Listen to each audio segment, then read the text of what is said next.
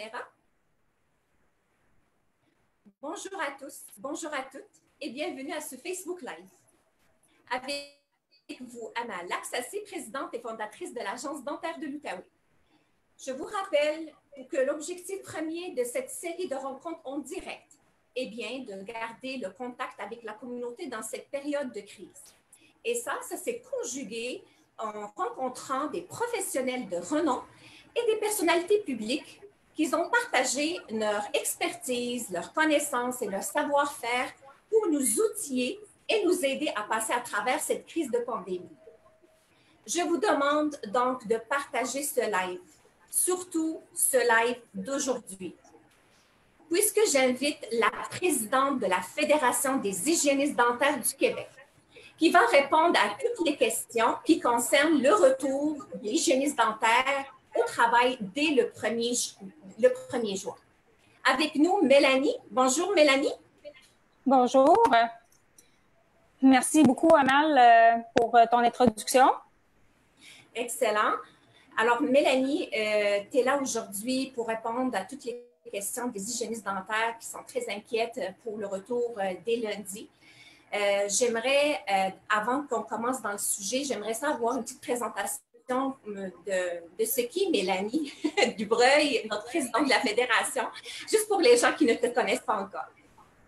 Oui, bien, ça m'a fait plaisir de me présenter rapidement. Dans le fond, moi, je suis une hygiéniste dentaire depuis 2013. J'ai gradué au Cégep Garneau de la région Québec. Puis, je travaille à temps plein en bureau privé là, dans la même région. Puis, je suis présidente de la Fédération parce que les membres de la Fédération m'ont élue en décembre 2018. Excellent. Puis, comme personne, je suis une femme qui n'a pas peur des défis. J'aime beaucoup mon métier. Je fais partie des passionnés. Puis, j'aime beaucoup joindre l'utile à l'agréable aussi. J'essaie autant que possible de me déplacer en vélo au travail. Puis, le vélo de montagne, c'est mon passe-temps les fins de semaine quand j'ai du temps. Là, on a du beau temps, là, fait que là, tu vas pouvoir faire ton sport préféré, là, c'est sûr.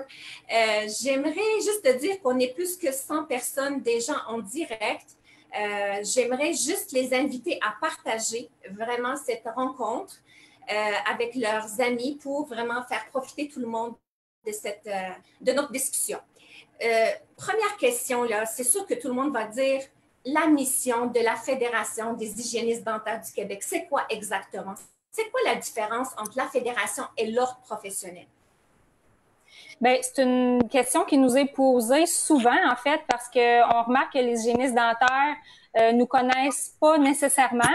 C'est pas tous les hygiénistes qui savent même qu'on existe. Donc, c'est un certain défi pour nous de se faire connaître et reconnaître, parce qu'il faut savoir qu'au Québec, on est 6500 hygiénistes pratiquantes, mais dans notre fédération, on compte environ 1000 membres, dont plusieurs étudiants en technique d'hygiène dentaire. Donc, on est conscient que c'est pas tout le monde qui nous connaît.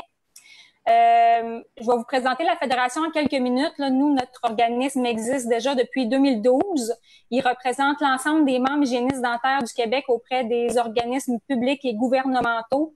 Notre mission, c'est de défendre auprès des instances concernées les conditions d'exercice de nos membres dans le but d'améliorer l'accès des services des hygiénistes dentaires à l'ensemble de la population. La Fédération propose à ses membres différents services dans des secteurs de la vie professionnelle. On est un organisme à but non lucratif. Ça veut dire que 100% des fonds de la Fédération vont être utilisés pour des services et avantages pour nos membres.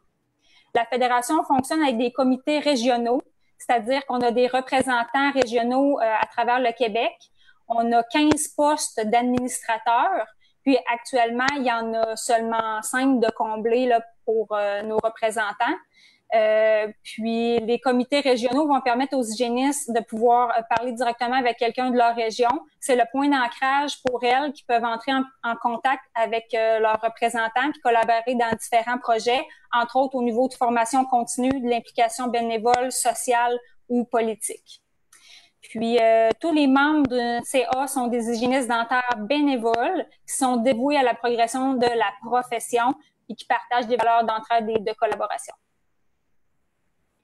Mélanie, je sais que depuis la crise de la pandémie, là, j'ai vu et j'ai remarqué un travail extraordinaire de la Fédération. Elle était proche de tous ses membres, proche de toutes les hygiénistes dentaires.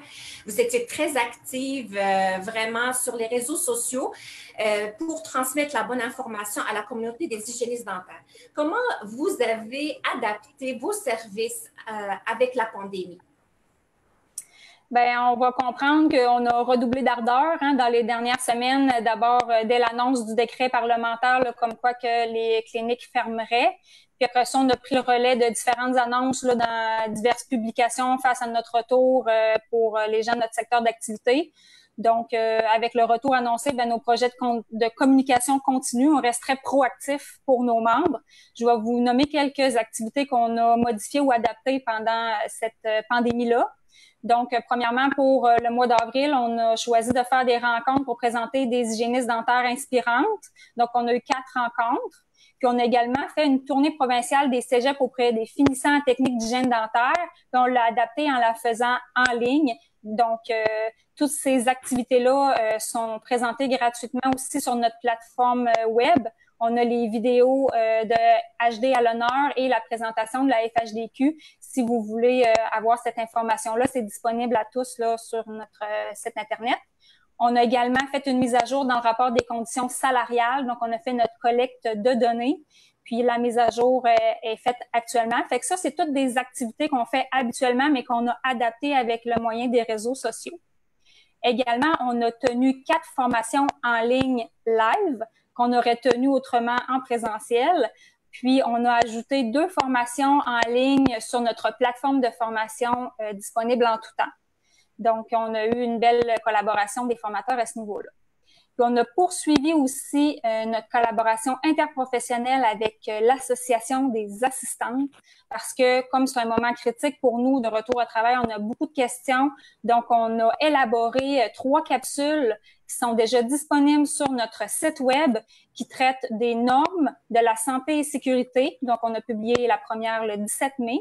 On a eu une capsule aussi sur le programme Maternité sans danger qu'on a publié le 22 mai. Puis on a une capsule sur les droits et obligations des travailleurs et des employeurs qu'on a publié le 26 mai. Donc, si vous connaissiez pas déjà votre fédération, ben sachez que ça vaut la peine de nous découvrir puis de voir tous les services qu'on peut mettre en place pour vous. On vous encourage à en profiter, puis on travaille fort pour mettre tout ça disponible. Donc, on souhaite que vous puissiez en bénéficier. J'aimerais juste te dire que, Mélanie, on est plus que 250 personnes live, puis je vais leur demander de partager parce qu'on va répondre à des questions qui touchent le retour au travail. On va les éclaircir sur plusieurs points. C'est que partagez, s'il vous plaît, avec vos collègues, juste pour faire profiter tout le monde de cette belle rencontre. Moi, j'aimerais savoir, Mélanie, ces dernières années, comment vous avez aidé les hygiénistes dentaires, concrètement? Bien, dans les dernières années, notre fédération a été appelée à collaborer auprès de certaines instances pour représenter les hygiénistes dentaires du Québec. Dans ces représentations-là provinciales, on parle au nom de nos membres. Donc, c'est évident qu'on aimerait pouvoir prendre la parole au nom de toutes les hygiénistes dentaires du Québec éventuellement. Donc, en 2019, ça fut le cas parce qu'on a été appelé à collaborer avec un groupe consultatif sur le projet d'harmonisation du programme Maternité sans danger qui a été créé par le Réseau de santé publique en santé au travail afin de réunir les éléments entourant le processus du retrait préventif ou de la réaffectation de la travailleuse enceinte. Puis un rapport final a été émis. Puis c'est en application en date du 1er décembre 2019 déjà. Les documents sont disponibles sur notre site web si vous souhaitez en prendre connaissance. Puis on a un autre grand projet dans lequel on était appelé à collaborer également, c'est le projet de loi 29, la loi modifiant le Code des professions et autres dispositions, notamment dans le domaine bucco-dentaire et celui des sciences appliquées. Donc nous, on a été appelés à représenter les hygiénistes en commission parlementaire au mois d'août 2019.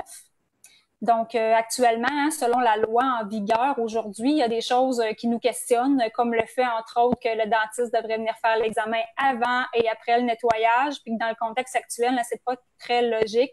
Donc, c'est des choses qui devraient être acceptées lors de l'acceptation du projet de loi. En fait, ça va être actualisé. Puis nous, on a, en tant qu'organisme, présenté un mémoire à la commission parlementaire. Donc, on avait 3 recommandations. La première, que le projet de loi soit adopté rapidement. La deuxième, d'abandonner l'ordonnance sur l'article 37.1 pour assurer l'accessibilité des soins directs aux hygiénistes dentaires sans délai et que l'hygiéniste dentaire soit reconnu comme dispensateur de soins auprès de la RAMQ et des assureurs privés. Donc, moi, je vous encourage à joindre la fédération qui défend vos intérêts. Selon nous, toutes les hygiénistes bénéficieraient à être membres pour augmenter la force du nombre. Ça nous donne plus de poids dans des négociations de ce genre.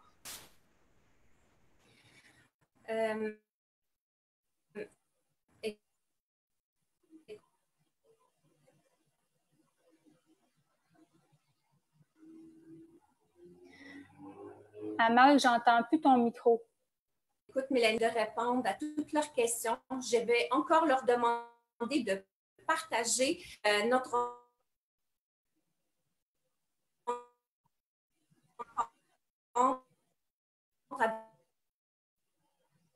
avec leurs amis.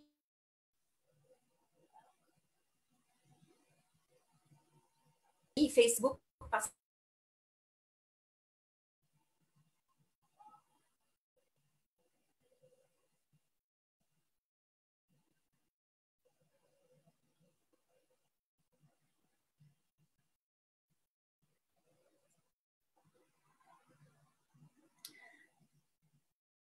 Donc, Amal, j'ai compris le début de la phrase qu'elle réinvitait les gens à partager en grand nombre le live. Est-ce que ça serait possible de m'indiquer si vous nous entendez toujours? Mélanie, je peux peut-être commencer avec la première question en attendant le retour d'Amal. Oui, excellent. Donc, c'est Cynthia Wilcott, la vice-présidente de la fédération, qui était avec nous. Donc, elle va pouvoir me poser les questions pour continuer. Alors, je commence avec la première question. Oui, Amal est de retour. Je la laisse commencer. Est-ce qu'elle est là? Ben, c'est ça, je parlais de la technologie, puis le pouvoir de la technologie, puis la technologie, elle nous joue des tours. J'allais poser la question à Mélanie, comment elle trouvait la technologie dans cette période cette période de pandémie, parce que ça nous a approchés, ça nous a permis de garder le contact avec tout le monde. Alors, Mélanie, tu es là? Oui. Donc, pour répondre à ta question, Amal, moi, j'ai des bons coups à souligner. En fait, sur les réseaux sociaux, on a vu qu'il y a différentes hygiénistes dentaires qui ont eu des initiatives inspirantes. Entre autres, toi-même, Amal, qui a eu plusieurs invités durant la pandémie. Donc, je trouvais que c'était très intéressant pour nous de pouvoir s'informer. Puis également, il y a eu beaucoup de webinaires mis à notre disposition, fait qu'on a pu utiliser un certain temps pour de la formation, fait pour avancer nos connaissances. Puis également, j'ai remarqué que sur les réseaux sociaux, c'est une ressource d'entraide pour les hygiénistes dentaires qui se répondent entre elles. Donc, je voulais féliciter celles qui prennent le temps là, de répondre aux questions de leurs collègues, qui le font de la bonne façon, donc très précisément. S'il y a une question qui est posée, entre autres, sur le guide de prévention, qu'est-ce qu'on doit faire en clinique. Souvent, les gens vont donner la page exacte, le paragraphe entouré en jaune, la section qui doit être lue. Donc, je trouve ça très, très plaisant qu'on puisse s'entraider comme ça entre nous.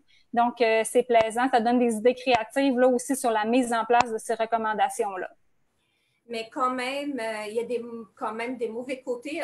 Depuis le confinement, depuis la crise, on a été bombardé des informations sur les médias et sur les réseaux sociaux et certains d'entre nous ont souffert de ce qu'on appelle l'info-obésité, ce qui a causé beaucoup de stress et d'anxiété chez certaines personnes. Nous avons remarqué plusieurs propos alarmants qui augmentent l'anxiété collective. Malheureusement, on voit aussi le partage de toutes sortes de recommandations douteuses qui ne proviennent pas du guide. Puis là, tu le sais, là, Mélanie, là, l'article du 25 mai, là, je vais te laisser parler un petit peu de ça. Ben, en fait, il y a un article qui est paru dans la presse qui indique que notre profession en tant qu'hygiéniste dentaire est à très haut risque. Ça a suscité beaucoup de réactions, là, effectivement, comme Amal le mentionnait, un petit peu d'anxiété collective. Mais on constate que toutes les cliniques sont en mode de reprise d'activité. Puis, notre contact avec la clientèle à moins de 2 mètres, là, ça, on le sait là, dans les faits, qu'on est très proche de nos clients, mais avec tous les documents qui ont été mis en place, tous les professionnels de la santé qui ont collaboré pour élaborer ces guides-là, moi, je pense que notre retour au travail peut se faire de façon sécuritaire. Il y en a beaucoup d'équipes qui, à ce moment-ci, ont eu leur réunion d'équipe ou les auront dans les prochains jours. Donc, c'est un moment critique là, pour s'assurer de tout mettre en place. Il y en a qui s'inquiètent aussi de la disponibilité d'équipements de protection, que ça sera peut-être pas suffisant. Donc, en tant que fédération, on veut vous faire connaître vos droits et obligations en tant que travailleur avant le retour. Fait que c'est pour ça qu'on fait le live aujourd'hui. C'est pour vous donner des informations pertinentes au bon moment. Puis on souhaite éviter que vous vous positionniez dans une situation irrégulière en acceptant des choses qui sont pas correctes, mais aussi on veut vous indiquer vos obligations comme travailleur puis les conséquences que pourrait avoir, par exemple, un refus de travail non justifié. Alors, maintenant, on va passer aux questions, là, puis on va répondre à des questions sur les salaires, le refus de travail, le temps de traitement, l'équipement de protection et les outils de travail. Puis aussi, on va prendre vos questions en direct sur le chat. Alors, n'hésitez surtout pas à mettre vos questions. On va vraiment essayer de répondre. La première question que j'aimerais te poser, Mélanie, là, c'est le droit. Est-ce que nous avons les mêmes droits comme employés durant ce contexte de pandémie? Oui, Amal, la pandémie actuelle ne modifie pas les droits du travailleur tels quels. Hein, on ne suspend pas les droits des employés. Donc, certains aménagements qui peuvent être demandés par les employeurs, mais ces derniers ne peuvent pas profiter de la pandémie pour modifier substantiellement les conditions de travail, par exemple de réduire leur masse salariale en ordonnant des diminutions de salaire ou de congédier sans motif et sans préavis des employés. La bonne foi en tout temps doit guider les actions des employeurs, mais aussi celles des employés. Il faut noter que la situation actuelle est inédite, qu'il n'existe pas vraiment de jurisprudence sur toutes ces questions de retour au travail dans le cadre d'une pandémie. Donc, il est donc presque impossible de prédire avec certitude les décisions qui pourraient être rendues par les tribunaux dans le cadre d'un litige employeur-employé dans le contexte actuel. Je vais me permettre de rajouter que quand on va prendre les questions du chat, ça se peut que je puisse pas répondre à tout. Hein. Moi-même, je suis pas une spécialiste du droit du travail. Puis, on pourra faire le suivi de vos questions, celles qui demandent des vérifications. Je tiens à vous informer également que les réponses que je vais vous donner, on a eu, nous, à la Fédération, l'aide d'une avocate spécialisée en droit du travail. Donc, la FHDQ a un grand souci de vous informer adéquatement. Puis, on a pris les moyens concrets pour y arriver. Puis, ce que je vais vous dire, c'est valide en date d'aujourd'hui, mais ça peut ne pas l'être pour toujours, hein, parce que les normes peuvent changer. Donc, cette présentation ne fait pas force de loi. Vous surprenez pas, j'émette pas de position personnelle ou de recommandation en tant qu'organisme. Moi, mon but, ça va être de vous habiliter à avoir les ressources pour répondre vous-même à vos situations. Donc, je vais vous donner beaucoup d'informations sur des ressources comme la CNESST, les commissions des normes d'équité de la santé du travail, puis aussi, je vais vous référer à différents documents. Donc, puis tous ces documents-là que je vous parle, on le traite plus approfondi dans nos capsules qu'on a tournées, préenregistrées, qui sont disponibles sur notre site web. Donc, je vous encourage à vous y référer. Puis, je vous remercie pour votre compréhension et votre support. Excellent. Tout le monde a cette question en tête, dans sa tête, Mélanie, là. Est-ce que mon employeur peut diminuer mon salaire dans cette période de crise? Bien, ça peut en surprendre plusieurs, mais oui, un employeur peut diminuer le salaire pour des raisons économiques qui sont liées à la rentabilité de son entreprise et au bon fonctionnement des affaires. Il pourrait prendre cette décision-là parce que c'est son droit de gérance. Mais il faut faire attention car il faut que ça soit exercé de façon objective, équitable et juste. Hein, ça peut pas viser juste une personne. Puis en ce qui concerne le droit de gestion de l'employeur, ça ne s'agit pas d'un droit défini d'une façon très précise. Donc, c'est de façon plus générale. C'est traité dans le Code civil du Québec à l'article 2085. L'attendu exact du droit de gestion a été défini par la jurisprudence au fil des années. Les tribunaux reconnaissent le droit de l'employeur de modifier certaines conditions de travail, incluant les horaires et le salaire, selon les circonstances propres à chaque cas. Il n'y a malheureusement pas d'article nulle part qui dit l'employeur peut diminuer les salaires. C'est vraiment la jurisprudence qui a été établie, ce qui est permis ou pas. Il faut se rappeler que la mesure doit aussi être limitée dans le temps. Le contexte financier difficile ne peut pas servir de prétexte pour réviser à la baisse l'ensemble des salaires et des conditions de travail. Dans tous les cas, les décisions de l'employeur doivent être prises dans le respect de la bonne foi. Les employeurs l'employeur doit prendre en garde de ne pas modifier de façon substantielle les conditions de travail des salariés au risque de procéder volontairement ou non à un congédiement déguisé. Une baisse de salaire qui serait, par exemple, accompagnée d'une diminution des responsabilités de certains employés, une modification des horaires de travail, par exemple, d'avoir des corps de soir ou l'obligation de travailler à temps plein alors qu'on était à temps partiel, ça pourrait être considéré comme un congédiement déguisé, lequel pourrait être contesté par l'employé visé, malgré les conditions particulières liées à la pandémie. L'employeur ne peut pas non plus utiliser une situation financière difficile comme prétexte pour pousser un ou plusieurs employés à quitter leur emploi, ce qu'un employé pourrait être tenté de faire, par exemple, si son salaire est fortement diminué. Cette situation serait aussi un congédiement déguisé et l'employé victime de ce stratagème pourrait porter plainte pour un congédiement sans cause juste et suffisante, si elle a plus de 2 ans de service continu. OK. Alors, mais une autre question là, qui vraiment, je suis certaine qu'il y a plusieurs hygiénistes qui ont fait face à cette situation. C'est un document que le dentiste aimerait que l'hygiéniste dentaire signe avant qu'elle commence son travail. Est-ce qu'il doit exiger, est-ce qu'il a le droit d'exiger ce genre de document? Bien, on tient d'abord à rassurer face à certains documents qui pourraient circuler, qui posent un questionnement effectivement. Je vais vous lire d'abord les obligations légales qui sont mentionnées dans le guide de normes sanitaires en milieu de travail. Ça, c'est disponible sur le site web de la CNESST là, depuis le 16 mai. Donc, l'employeur a l'obligation de protéger la santé et d'assurer la sécurité et l'intégrité physique de ses travailleurs. La loi sur la santé et la sécurité du travail exige que l'employeur prenne toutes les mesures nécessaires pour y parvenir à l'article 51. Et pour ce faire, il doit, entre autres, mettre en œuvre des méthodes d'identification, de correction et de contrôle des risques. Dans le contexte de la COVID-19, l'employeur doit s'assurer que les normes de prévention habituelles sont mises en œuvre et qu'elles sont toujours adaptées. Sinon, on doit les modifier pour protéger les travailleuses et travailleurs contre les risques de contamination. L'employeur doit également les informer sur les risques liés à leur travail, y compris ceux liés à la COVID-19. Il doit assurer la formation, la supervision et l'entraînement approprié afin que tous aient l'habilité et les connaissances requises pour accomplir de façon sécuritaire le travail qui leur est confié. Ouais. Et pour nous, les travailleurs, on a l'obligation de prendre les mesures nécessaires pour protéger sa santé, sa sécurité, son intégrité physique, de veiller à ne pas mettre celle des autres en danger, la sécurité ou l'intégrité physique des autres personnes qui travaillent avec nous aussi.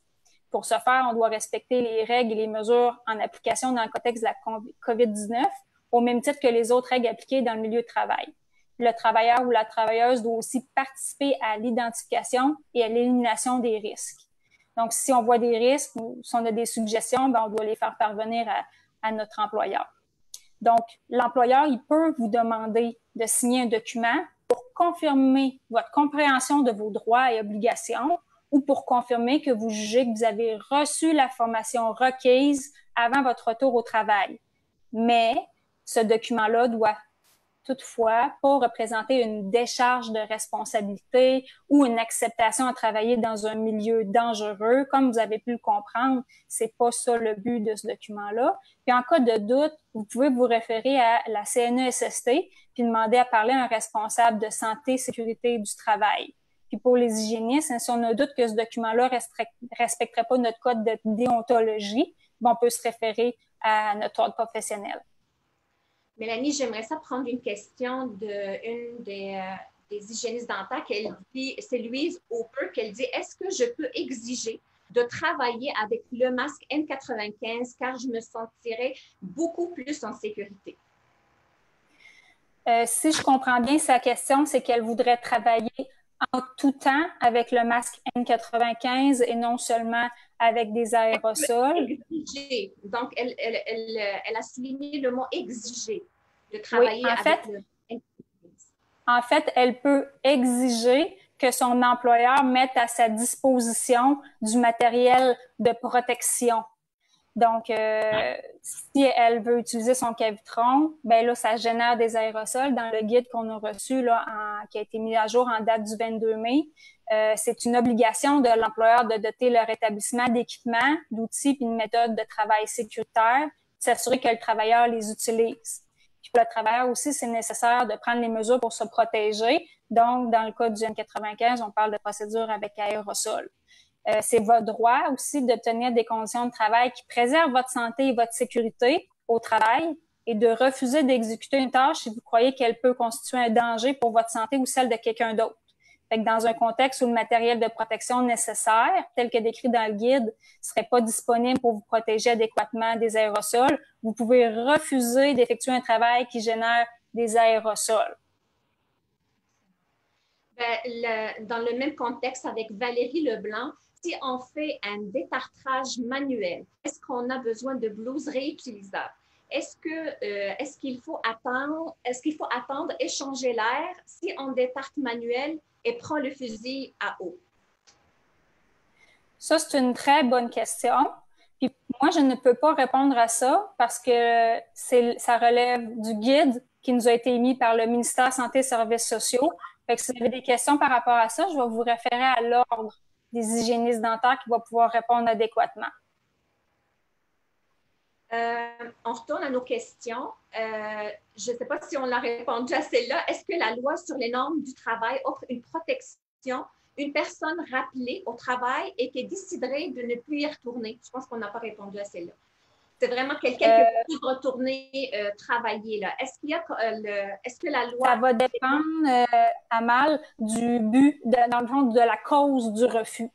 Parce que dans certains cas, on peut refuser de travailler, mais dans le cas qu'une personne est rappelée puis que ça lui tente pas, ben là, c'est pas un droit de refus qui serait accepté. Donc, la loi prévoit pas de congé pour une personne qui souhaite s'absenter du travail par crainte de la COVID-19. Puis une personne salariée peut pas décider de se placer en isolement volontaire sans raison valable. Par ailleurs, le fait de refuser de retourner au travail lorsqu'on est rappelé par l'employeur, ça pourrait être considéré comme un départ volontaire ou une démission, ce qui va affecter le droit de l'employé de réclamer de la PCU ou des prestations d'assurance salaire. Donc, le fait de démissionner rend l'employé inadmissible à réclamer ses prestations.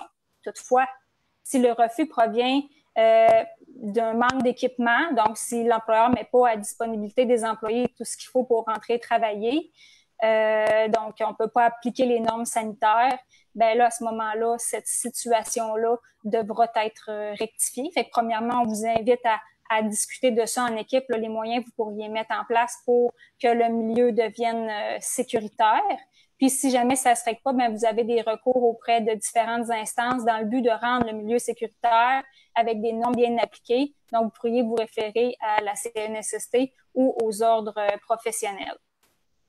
OK, on est plus que 300 personnes, Mélanie, qui nous suivent et qui nous écoutent. Puis je les encourage de partager, d'aller chercher le maximum d'hygiénistes dentaires pour avoir plus d'informations et de les éclaircir pour le retour dès lundi prochain.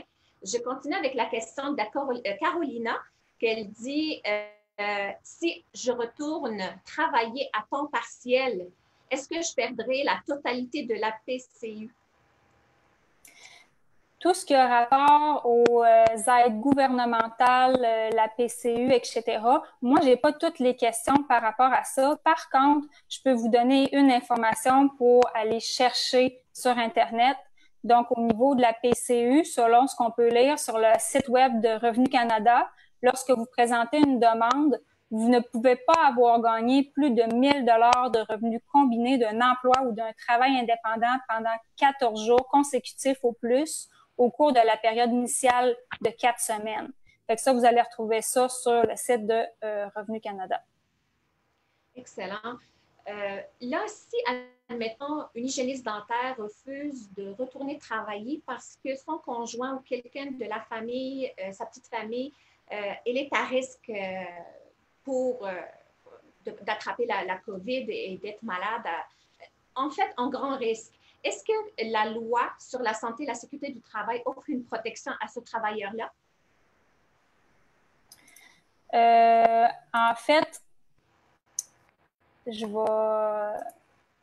vais trouver la réponse à cette question-là. Parce qu'en fait, la réponse, c'est non, parce que la contamination ne provient pas directement du milieu de travail. Est-ce que tu peux me dire, Amal, quel numéro de question? C'est la cinquième question que, dans mon ordre. Parfait.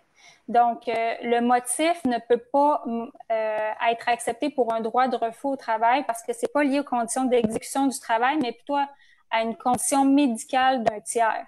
Donc, ce n'est pas un critère admissible pour un refus de travail. Oui. Puis un employeur peut-il refuser de travailler s'il pense qu'il peut être contaminé par la COVID? En fait, un employé qui pense être contaminé par la COVID ne doit pas se présenter au travail. C'est une obligation parce que selon les directives des autorités de santé publique, on doit s'isoler quand on a des symptômes. Donc, la personne qui pense avoir contracté la COVID-19 doit appeler pour obtenir des conseils sur les mesures à prendre, donc appeler l'instance de santé publique, puis aviser son employeur, évidemment. Dans le guide de procédure en clinique dentaire en situation de pandémie, il est conseillé de tenir un registre de monitorage des travailleurs à chaque jour, donc pour s'assurer qu'on a une température qui est adéquate pour évaluer nos symptômes. Donc, selon la santé et sécurité, l'employeur doit exiger que son travailleur demeure chez lui s'il juge qu'il y a un risque en raison du fait que l'employeur a l'obligation de fournir un milieu de travail sain et exempt de risques pour tous les employés.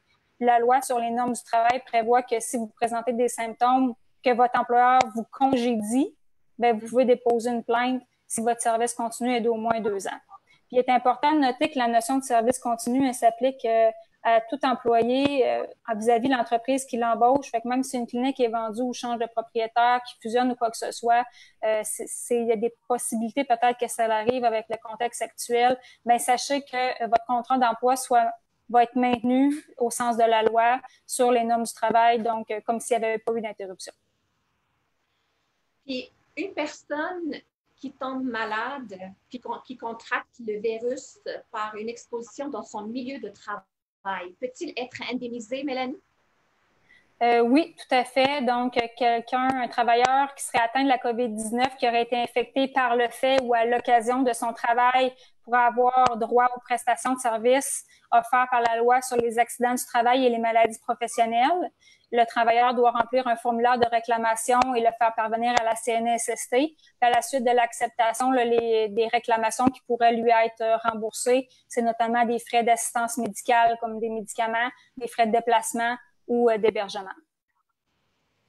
Alors, pour la contamination indirecte, est-ce qu'elle est indemnisable aussi? Dans le cas de contamination indirecte, on parle, exemple, un membre de votre famille immédiate serait atteint de la COVID-19 parce que vous l'auriez contracté au travail, vous l'auriez transmis à un membre de votre famille. Ça, c'est pas indemnisable par la CNESST. Seul le travailleur qui contracte la maladie à cause et à l'occasion de son travail peut être indemnisé. Puis si vous voulez des précisions par rapport à ça, vous pouvez vous référer à la section questions-réponses COVID-19 sur le site web de la CNESST. J'ai une question ici d'Elina qui dit « Est-ce que la CNEST couvre les employés autonomes? » Dans le fond, la CNESST couvre les travailleurs employés. Je ne serais pas habilitée à répondre, savoir s'ils couvrent les travailleurs autonomes également. Mélanie, est-ce que tu peux répondre à cette question? Si une hygiéniste refuse de faire les détartrages sans le piéson? Oui. Donc, elle peut... elle refuse pour quel motif? c'est ça qui est important de savoir. Est-ce qu'elle refuse parce qu'il y a un manque de matériel? Est-ce qu'elle refuse parce qu'elle a peur de se blesser? Est-ce qu'elle refuse parce que son employeur... Le détartrage manuel.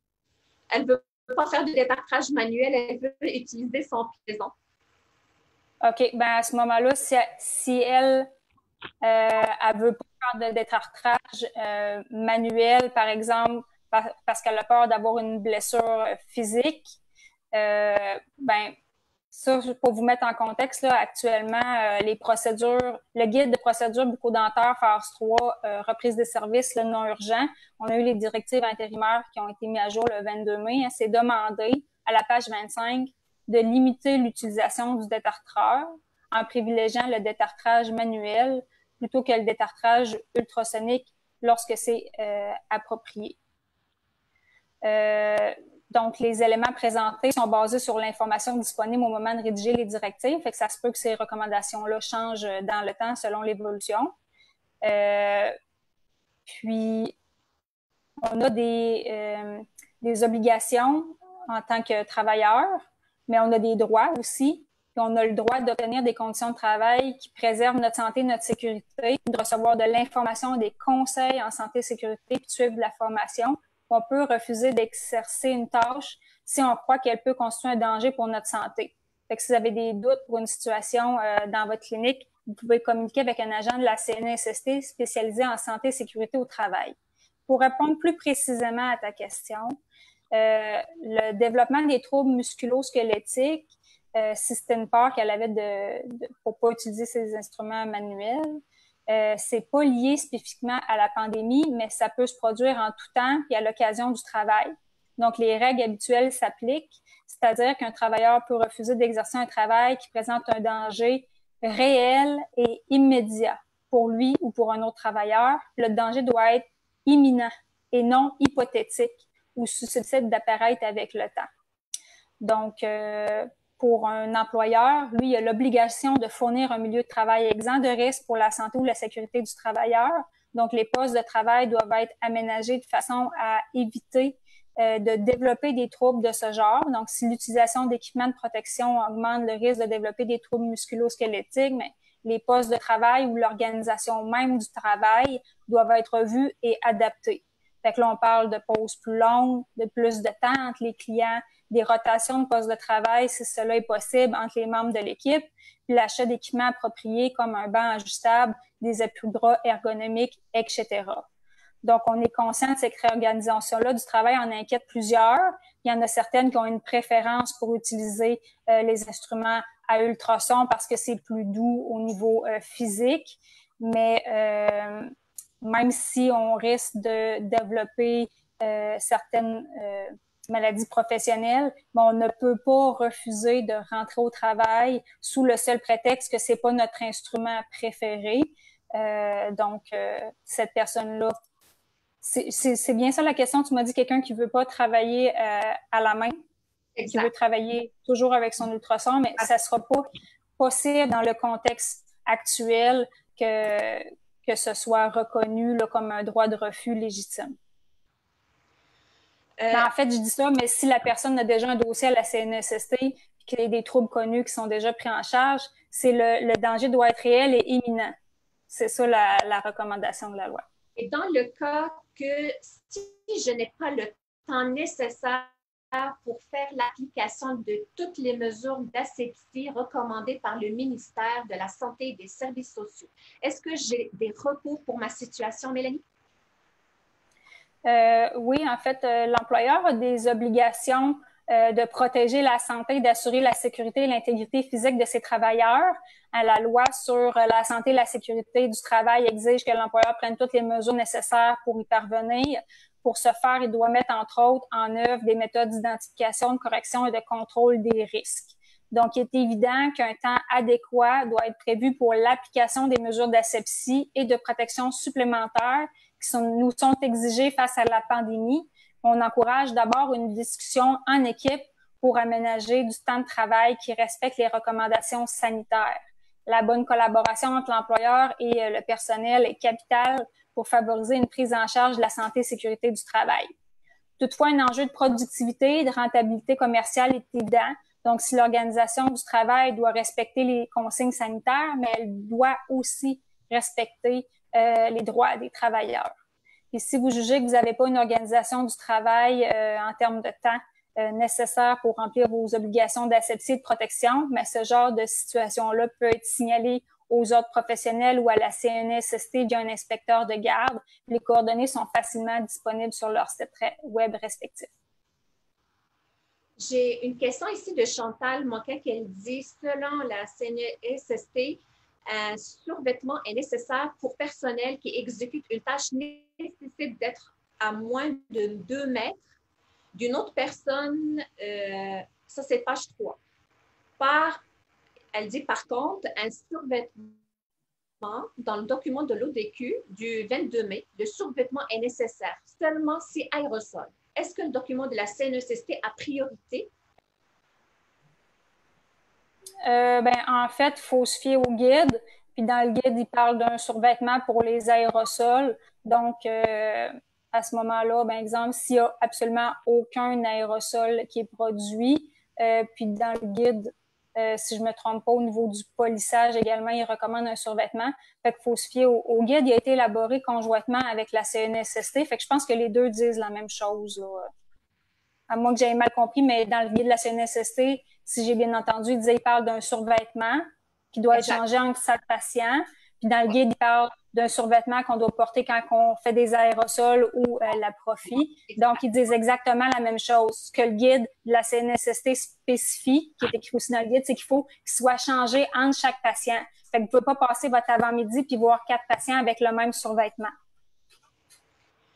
J'ai ici une question de Elmas qu'elle dit, mon employeur me dit que le KN95 ne nécessite pas le fit test. Est-ce que c'est vrai? Ça, moi, je peux pas répondre à ça.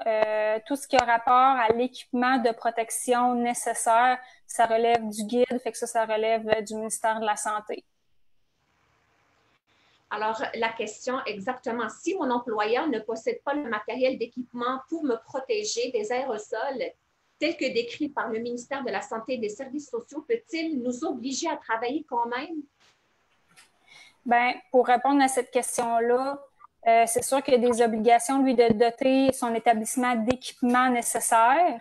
Puis pour le travailleur, il faut prendre les mesures pour se protéger. Donc, dans un contexte comme ça, s'il n'y a pas d'équipement pour le protéger, il peut s'abstenir d'effectuer les tâches qui nécessitent un équipement dont la clinique ne possède pas. L'employé a ce droit-là. Fait que l'employeur peut pas l'obliger parce qu'il mettrait dans une situation où il mettrait sa santé en danger, puis l'employeur est tenu de fournir un environnement sans danger. Mais là, si on a peur de travailler, si on a peur de se blesser, on a-t-il le droit de refuser le travail, Mélanie? Comme j'ai dit tantôt, le développement de troubles musculo-squelettiques est assez fréquent, mais juste si votre employeur vous dit vous allez pouvoir rentrer travailler, vous devez revenir au travail, là, à moins qu'il y ait un risque imminent pour vous ou votre santé physique, là. Mais si votre employeur vous rappelle au travail, vous devez vous présenter, à moins de voir avec lui pour une entente si vous voulez commencer à travailler plus tard. Il y a toujours des accommodations qui peuvent être faites d'un employeur face à un employé selon les circonstances de la clinique. Fait que nous, c'est sûr qu'en équipe, on vous conseille de pouvoir voir avec votre employeur ce qui est possible de faire. Est-ce qu'il existe des moyens pour diminuer ces risques de blessures professionnelles, Mélanie? Oui, tout à fait. Donc, sans banaliser le risque qui peut être présent, il faut comprendre que des modifications de l'organisation du travail sont possibles pour prévenir et réduire les douleurs liées au travail de l'hygiéniste dentaire. Donc, selon le guide de normes sanitaires du COVID-19 publié par la CNESST, on parle à la première page là que la santé et sécurité, c'est l'affaire de tous. Donc, la prise en charge, c'est de mettre en place des mesures nécessaires pour respecter ses obligations légales. Donc, corriger et contrôler les risques, favoriser la participation de la travailleuse et de la travailleuse dans cette démarche de prévention. Donc, je me permets d'émettre, moi, une recommandation face à des formations disponibles gratuitement. Il y en a une sur le site de l'Association paritaire pour la santé et la sécurité du travail dans le secteur des affaires sociales. C'est un grand nom, mais ça s'appelle l'ASTAS, ASSTSAS. C'est en ligne depuis novembre 2018. C'est une formation de 3 heures reconnue par notre ordre professionnel, donc le OHDQ. Puis, dans cette formation-là, vous allez pouvoir apprendre plusieurs moyens de vous protéger des troubles musculo-squelettiques et des douleurs qui peuvent se développer. Donc, il y a des moyens reconnus pour prévenir les blessures professionnelles. Puis, je sais que toi aussi, Amal, moi, j'ai suivi la formation qui avait été donnée par les docteurs Pohlmann. J'avais trouvé ça très intéressant et tu reconduis cet événement-là demain. Donc, moi, j'en profite pour faire du pouce là, sur cette présentation-là qui pourra vous donner plus d'informations sur comment diminuer le risque de blessures professionnelles. Exactement, j'invite tout le monde. C'est une formation gratuite. C'est demain à 10 heures pour ceux qui veulent ou celles qui veulent participer avec nous. Il est toujours temps de s'inscrire. Vous pouvez aller sur la page Agence dentaire de l'Outaouais sur l'événement de demain avec le docteur Pohlmann. Puis la formation, elle est gratuite et on va vous remettre des attestations pour votre présence. La prochaine question, si un travailleur décide de ne pas respecter à la lettre le guide de normes sanitaires. Exemple, s'il décide de porter un masque de qualité inférieure qu'au masque N95, recommandé lors d'une procédure qui le nécessite. Est-ce qu'il peut y avoir des conséquences, Mélanie? Oui, en fait, l'employeur qui constate qu'un travailleur ne respecte pas les normes sanitaires et met la santé et sécurité des autres travailleurs ou des patients à risque pourrait exiger du travailleur qui utilise l'équipement approprié, ou sinon qu'il quitte son poste de travail s'il met la sécurité et la santé des autres en danger. Donc, c'est très important de respecter le guide à la lettre. Excellent. Je retourne aux questions de nos auditeurs. J'ai Jenny qui dit « Nouveau patient avec classe 3, classe 4 oblige utiliser avec un piéson, donc elle doit utiliser son piéson. Est-ce qu'elle peut recéduler après la pandémie? » Je vais répondre, elle peut avec l'accord de son employeur parce que ça fait partie des accommodations qui peuvent être décidées en équipe. Parce que, exemple, si l'employeur, parce que notre guide de recommandation demande les recommandations d'utiliser le plus possible le détartrage à la main plutôt que l'utilisation, mais on peut utiliser le cavitron ou le piezo si toutes les mesures sanitaires sont mises en place pour que ça se fasse sans danger. Puis notre guide aussi en date du 22 mai nous permet de travailler avec l'ultrason si on porte l'équipement de protection nécessaire pour se protéger des aérosols.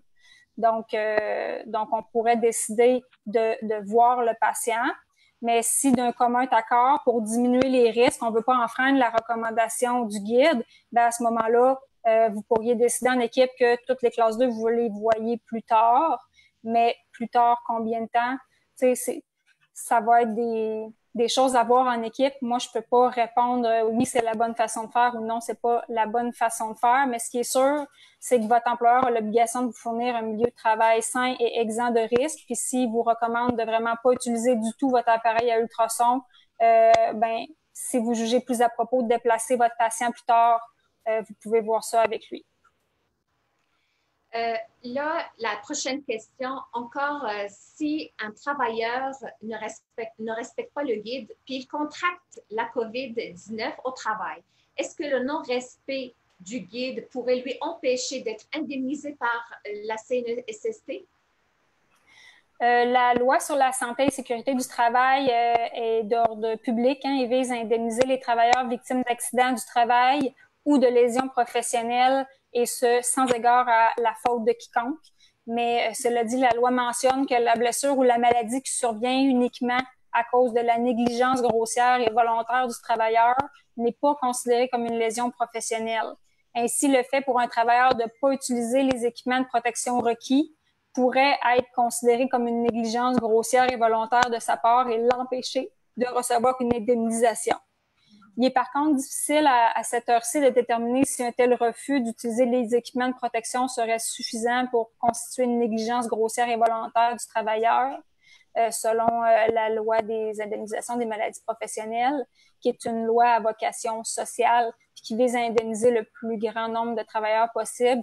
Donc, le refus pourrait être considéré comme n'atteignant pas le seuil de négligence grossière. Puis la CNSST pourrait peut-être accepter d'indemniser le travailleur malgré tout, mais on vous conseille évidemment pas de faire le test. On vous invite plutôt à suivre à la lettre le guide mis à votre disposition pour votre propre sécurité, parce que des recours pourraient être limités en cas de problème. On vous conseille de pas prendre de chance, là, de vraiment suivre les principes de précaution du guide. La prochaine question qui concerne nos heures de travail. En ce qui concerne la réorganisation du travail, est-ce que mon employeur a droit de me mettre sur appel ou de me demander de faire des quarts de travail coupés dans une même journée? Oui, en fait, l'employeur peut demander une certaine réorganisation du travail dans ce sens-là. Ça fait partie de son droit de gérance, pourvu que celui-ci respecte les normes du travail sur le repos hebdomadaire et le droit de refus de travailler le cas échéant. Donc, le tout doit être fait en gardant en mémoire que l'employeur ne peut modifier unilatéralement de façon substantielle des conditions de travail des employés, auquel cas il pourrait s'apparenter à un congédiement déguisé. Donc, une certaine réorganisation du travail est permise, mais il ne doit pas servir de prétexte pour diminuer les conditions de travail des employés de façon permanente. Rappelons certains éléments de la loi sur les normes du travail pour les horaires, entre autres. Si votre employeur vous accorde des pauses, c'est pas obligatoire, mais s'il le fait, elles devront être payées. Si pour une période de 5 heures de travail consécutive au travail, ben, l'employé doit avoir au moins une période de 30 minutes sans salaire pour son repas. Si l'employé ne peut pas quitter son poste de travail pendant cette période-là, elle doit lui être payée. Puis, je vais en profiter pour rappeler que toutes les heures où l'employé est présent sur place doivent lui être payées, qu'il y ait des patients ou pas. Tout temps travaillé ou mis à la disposition de l'employeur doit être payé. C'est pas les heures d'ouverture ou de fermeture des portes, ni l'horaire prévu qui importe, mais bien la durée de la période pendant laquelle la personne salariée est à disposition de l'employeur. Fait que ça inclut la préparation des salles et les réunions d'équipe si vous en faites le matin. Il faut garder en tête que la réorganisation, ça vous amène un très grand nombre d'heures de travail puis que ça dépasse les 40 heures. Ben, le paiement des heures supplémentaires devra vous être fait avec une majoration de 50%, donc taux et demi du salaire horaire habituel. Si vous avez des questions à ce sujet-là, vous pouvez vous référer à la section des questions-réponses ou contacter un agent de la CNSST en normes du travail. J'aimerais juste répondre à une des questions que j'ai eues là, par rapport à la formation de demain, Mélanie. La formation de demain, elle est donnée par les docteurs Pohlmann, Clara Pohlmann et docteur Nicolas Pohlmann. Elle ne sera pas enregistrée malheureusement pour des droits d'auteur. Donc, vous avez quand même une chance. C'est la deuxième fois qu'on va la réorganiser parce qu'on a eu beaucoup de demandes et vous êtes aussi nombreux demain à y participer. Alors, profitez de cette occasion-là d'écouter les docteurs Pohlmann sur les douleurs musculo-squelettiques.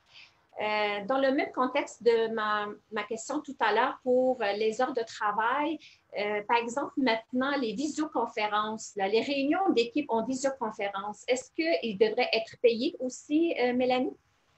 Bien, ça, c'est une bonne question, puis c'est d'actualité parce que moi, je sais pas pour vous, mais je n'avais jamais fait des rencontres par visioconférence avant, là.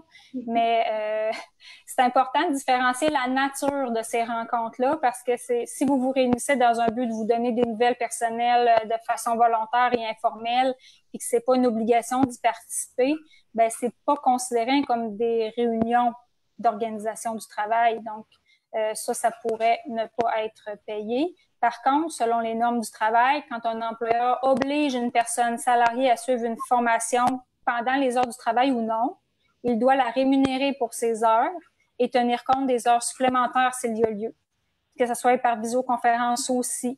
Donc, il doit lui rembourser les frais liés à ces formations-là. Si c'est dans le présentiel, ça pourrait être du transport ou des frais d'inscription. Puis si l'employeur organise des réunions, ils doivent être rémunérés par l'employeur. Fait que ça, c'est des lois qui existent depuis longtemps, mais qui sont pas toujours bien comprises ou bien appliquées. Fait qu'on jugeait à propos de... C'est une très bonne question. OK. On va prendre une dernière question de nos auditeurs. Ici, là, ça dit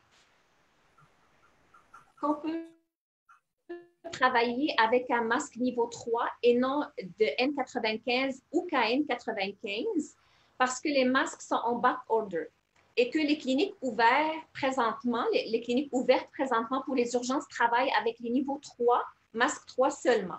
Est-ce qu'on a le droit de refuser? Bien, ça va un peu revenir à la question que j'avais répondu tout à l'heure, dans le sens que s'il y a un trouble quelconque, ça ne sera probablement pas indemnisé. Donc, nous, on vous conseille de vraiment suivre le guide à la lettre. D'accord. Donc c'est parfait, Mélanie. Donc, on va vers la conclusion de cette belle rencontre aujourd'hui. Juste pour revenir sur la dernière question, Amal, c'est qu'à ce moment-là, il y a le choix de refuser de travailler parce que nous, ce qu'on veut, c'est vraiment que les travailleurs restent en sécurité. C'est votre droit. Donc, si votre employeur vous dit, moi, tu vas faire du Cavitron, mais avec juste un masque numéro 3, vous avez le droit de refuser la procédure. Puis, vous pouvez vous référer aux instances comme la CNSST s'il y a des problèmes. Je vous encourage à le faire. Moi, personnellement, j'ai communiqué avec eux puis ils répondent assez rapidement. Puis on a eu une annonce cette semaine comme quoi qu'elle allait avoir 1000 inspecteurs de plus en santé et sécurité d'engagés pour répondre à nos besoins. Donc, dans le cas de doute, moi, je vous dis contactez les instances concernées puis n'acceptez pas des conditions qui mettent votre santé en danger. Exact. C'est vraiment très clair, Mélanie, là. Merci infiniment pour toutes ces réponses, pour assurer et éclaircir le retour des hygiénistes dentaires en sécurité à leur milieu de travail. J'aimerais aussi vous remercier de votre rôle de présidente de la Fédération. Je sais que vous êtes bénévole et même ton équipe aussi, vous êtes des bénévoles. Vous mettez tellement d'énergie et d'efforts pour garder la fédération active dans le but toujours de défendre les intérêts de l'hygiéniste dentaire. Je te remercie infiniment, Mélanie. Est-ce que tu as quand même un dernier mot à dire?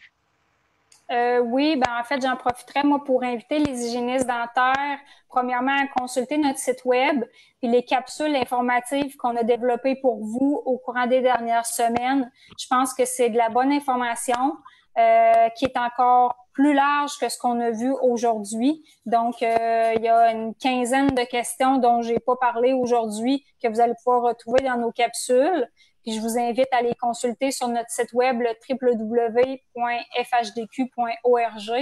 Puis on fait également, on est présent sur les réseaux sociaux pour vous tenir au courant des nouvelles qui sortent. Donc, on vous invite à nous suivre sur notre Facebook également, Fédération des hygiénistes dentaires du Québec. Si vous avez des questions sur la capsule que vous avez vue aujourd'hui, vous pouvez nous contacter par info@fhdq.org. Puis, encore une fois, je vous encourage à devenir membre de votre fédération pour faire partie de notre liste d'envoi de courriel privilégié parce qu'on va probablement préparer une 4e capsule informative pour faire partie de notre liste d'envoi de courriel privilégié. Ça coûte seulement 20 $ être membre pour les nouveaux. On fait notre renouvellement annuel une fois par année, le 1er août. Le renouvellement annuel, c'est 120 $. Donc, pour les nouveaux, la période de juin et juillet, c'est seulement 20 $. L'adhésion est volontaire. On offre la possibilité d'adhérer pour l'annuel à partir du 1er juillet. Donc, ça m'a fait plaisir d'être avec vous aujourd'hui. Puis, je vous encourage à faire partie de nos réseaux, de rester en communication avec nous, avec plaisir. Donc, avant de dire adieu à tout le monde, moi, je leur donne un rendez-vous demain à 10 h avec la formation gratuite de Dr. Coleman et un autre rendez-vous vendredi à 10 h pour un autre Facebook Live avec Dr. Bac Nguyen pour parler de la dentisterie dans le futur après la COVID. J'aimerais ça que vous soyez vraiment à l'affût de la page Facebook de l'Agence dentaire de l'Outaouais parce qu'il y a toujours du nouveau. Je vous dis merci. Merci. Vous étiez vraiment nombreux. Merci pour tous les partages. Merci beaucoup encore une fois, Mélanie. Puis on va se dire à très bientôt.